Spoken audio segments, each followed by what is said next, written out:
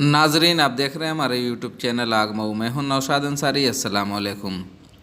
आजमगढ़ के मुबारकपुर थाना हल्का में एक ही घर से 3 लोगों की लाश मिलने से पूरे इलाका में अफरा तफरी का माहौल कायम हो गया। खबरों के मुताबिक ज़िला आजमगढ़ के मुबारकपुर में एक ही कुंबा के 3 अफराद का बेरहमी के साथ कत्ल कर दिया गया।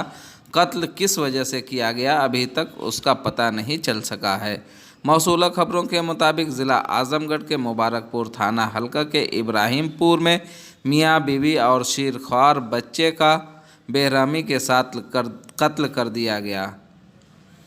इब्राहिमपुर गांव से कुछ दूर ट्यूबवेल पर मकान बनाकर रहने वाले इरफान 35 साल और उनकी बीवी सादिया 32 साल अपने बच्चों के साथ सो रही थी कि गांव वालों का कहना है कि रात में बदमाशों ने इरफान, सादिया और उसके एक शेरखार बच्चे का बेरहमी के साथ कत्ल कर दिया, जबकि उनकी एक बच्ची आसरा 10 साल और एक बच्चा अयान 4 साल जख्मी हो गए।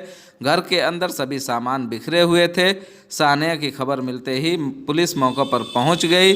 कत्ल के सानेहा की जांच में जुट गई, लेकिन अभी तक कत्ल किस लिए किया गया है इस बात की तस्दीक नहीं की जा सकी है। अभी उसका पता नहीं चल सका है। आग न्यूज़ के लिए आजमगढ़ से अजय सिंह की खास रिपोर्ट। ये इरफान नाम के जो व्यक्ति इनका परिवार यहाँ रहता था। ये भरोलिया इब्राहिमपुर का ही कस्बा लगता है। सुबह के करीब यहाँ जब लोग आए, इनका दरवाज़ा खुला हुआ था और जब इनको जो अनीस अहमद जिनकी ट्यूबवेल की रखवाली करते थे, उनके द्वारा जब फ़ोन किया गया, फ़ोन नहीं उठा तो उन्होंने आके देखा तो इनके घर के दरवाजे खुले हुए थे।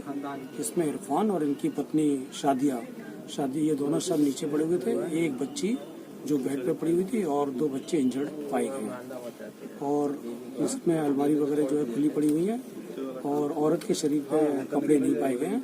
इसमें हर बिंदु पर इसकी जांच की जा रही है। घटना नंबर और फील्ड यूनिट और डॉग स्क्वाड की भी मदद ली जा रही है। शीघ्र इस घटना का नामकरण किया